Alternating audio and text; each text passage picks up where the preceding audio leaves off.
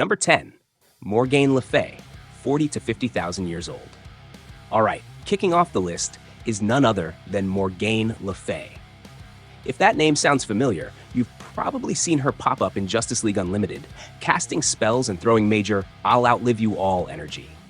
She's based on the legendary sorceress from Arthurian myth, but DC gave her a dark magic upgrade.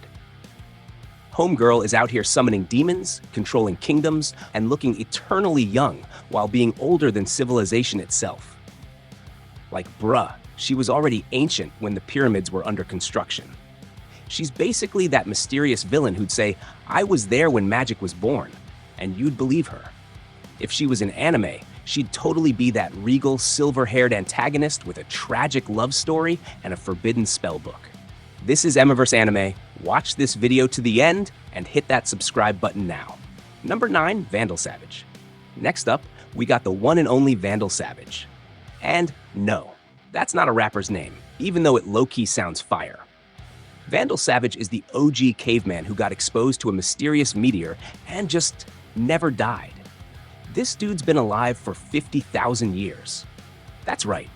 He was swinging clubs during the Ice Age, then casually conquering kingdoms in Rome, chilling in medieval courts, and later investing in crypto. Okay, maybe not crypto, but if he did, he'd probably own half of Gotham by now. He's like if Zamasu from Dragon Ball Super and Muzan from Demon Slayer had a prehistoric child who couldn't be killed and wanted to rule the world. Vandal's secret weapon? Patience. You live that long, you've got time to plan everything. Number 8, Krona, over 10 billion years old.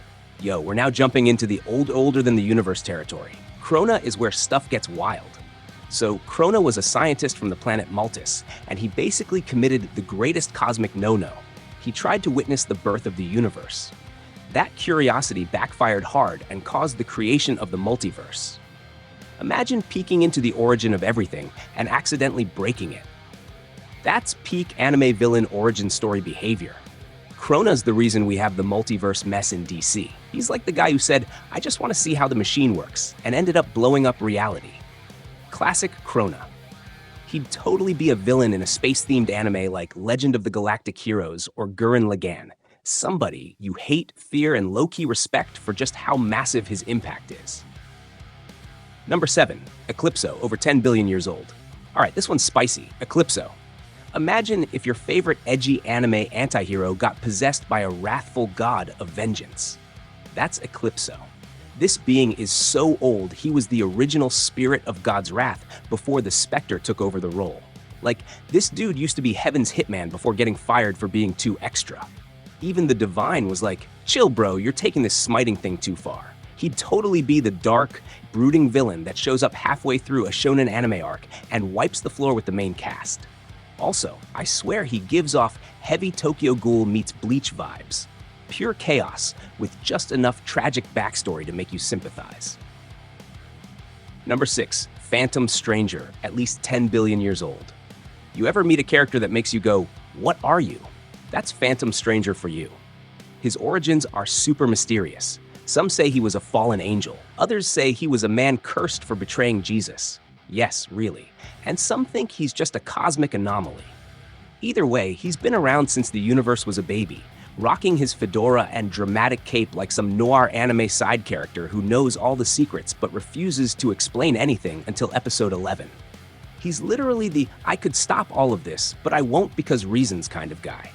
Like a cross between Itachi Uchiha and Kisuke Urahara. Mysterious, powerful, and kind of frustratingly vague. Number 5, the Spectre, over 10 billion years old. Now here's a heavy hitter. The Spectre is the embodiment of divine vengeance. Like literally, he's the hand of God in the DC universe.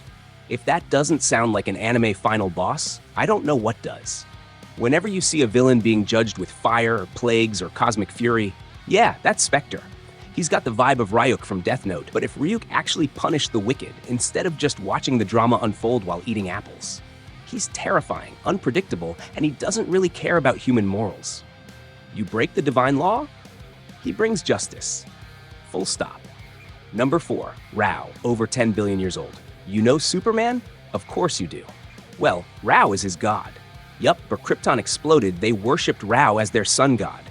And DC has shown Rao as a real being, older than time, radiating divine power like a celestial anime dad. Think Kami-sama from Dragon Ball, but supercharged and way less chill. Rao doesn't show up often, but when he does, you know it's going down.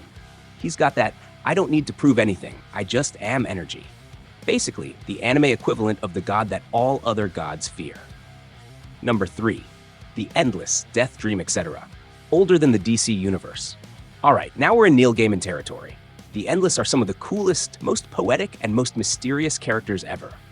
We're talking about death, dream, destiny, despair, desire, delirium, and destruction. These aren't gods. They're concepts, older than gods, older than the universe, like literal metaphysical ideas that walk around with personalities. Death isn't grim and scary. She's a cheerful goth girl who'd be best friends with Hinata from Naruto.